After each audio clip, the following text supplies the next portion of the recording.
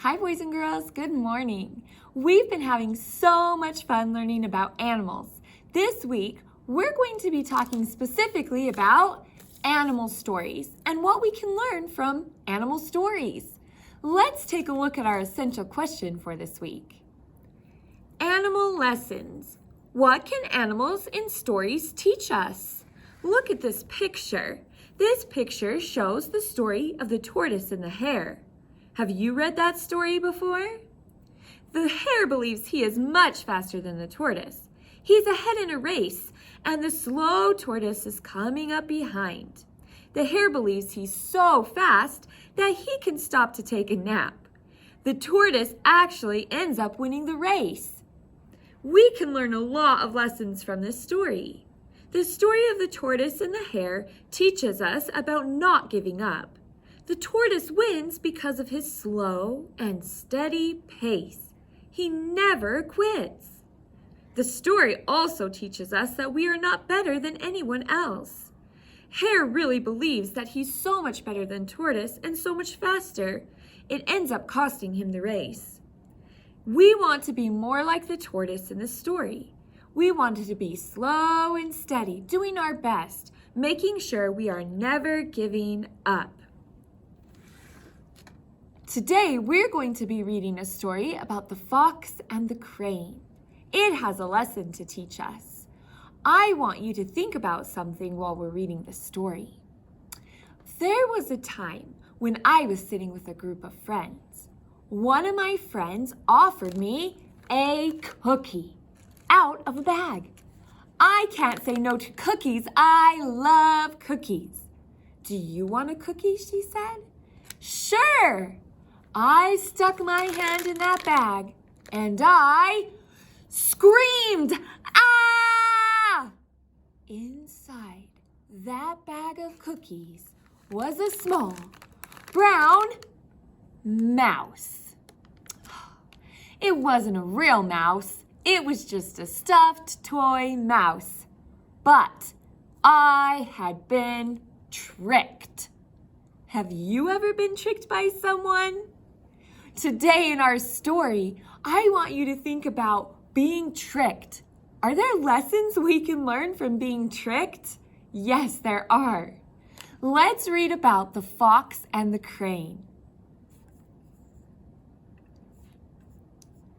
The Fox and the Crane, a fable by Aesop. Has anyone ever played a trick on you?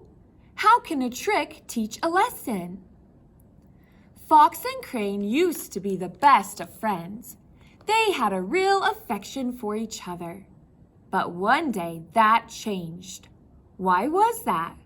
Well, as you know, foxes are sly and tricky, and this fox was as crafty as the next. Let's think about that word affection.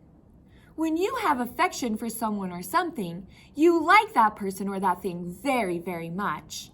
You might have affection for a grandparent. You might have an affection for a dog. These two, the fox and the crane, used to be affectionate toward each other. They liked each other very much. But it tells us in the story that that changed. Let's keep reading and see if we can find out why. It all began when Fox, who loved food, wanted to taste the food that Crane ate.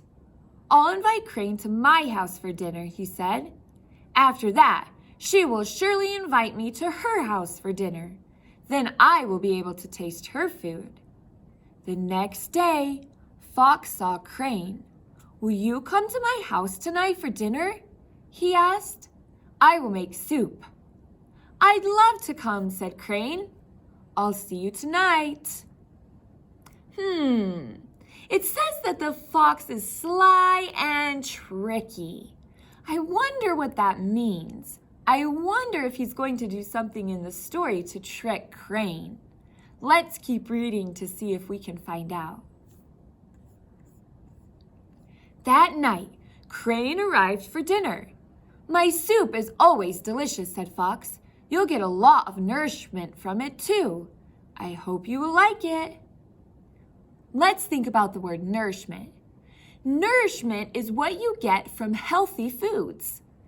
Things like fruits and vegetables give us a lot of nourishment. Our bodies need it to be healthy and strong and happy. That's what nourishment means. Fox tells Crane, "You're going to get a lot of nourishment from my soup." Let's keep reading to see if we can find out more about this soup. But Tricky Fox did not really want Crane to eat the soup. He wanted it all for himself. So Fox came up with a crafty plan. He served the soup in very shallow bowls. Shallow means it's not very deep.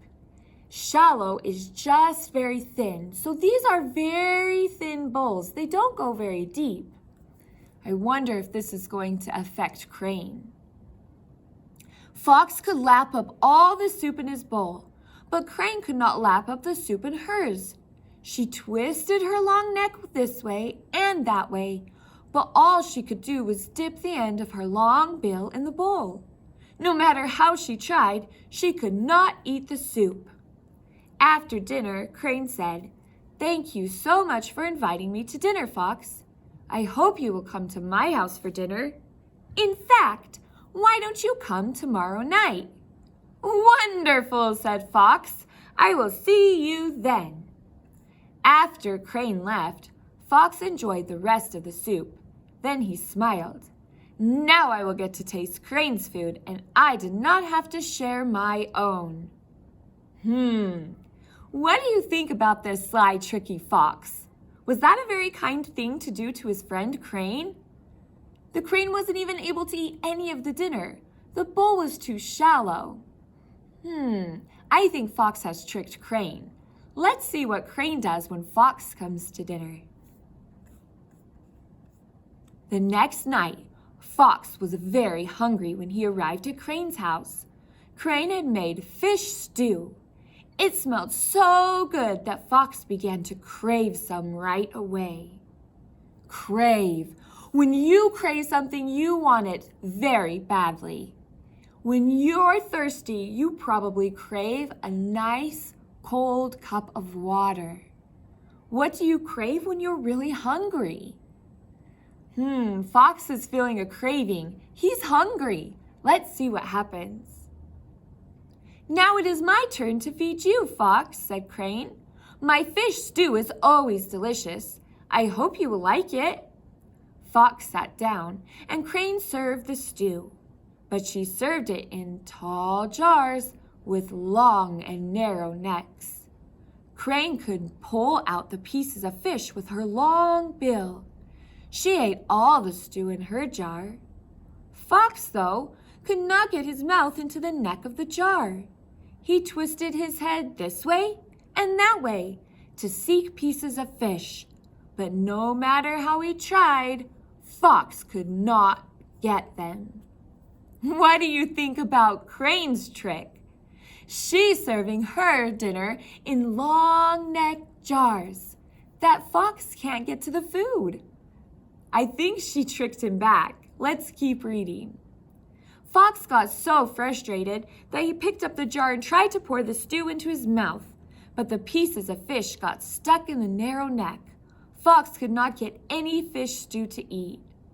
"Why, Fox," said Crane, "you are not eating your dinner.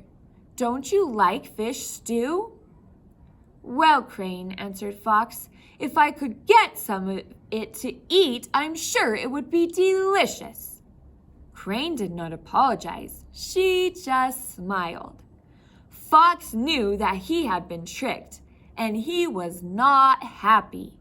He had tried to get a free meal, and his crafty plan had not worked. Crane had been even craftier. She had tricked Fox. But what could Fox expect?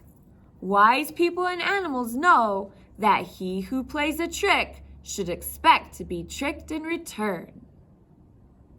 This story taught us a lesson about tricking others.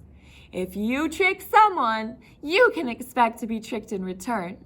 We can learn a lot from animal stories. They can teach us important life lessons. We're going to be reading several animal stories this week and looking for important lessons in those stories. I can't wait to read more animal stories with you. Bye!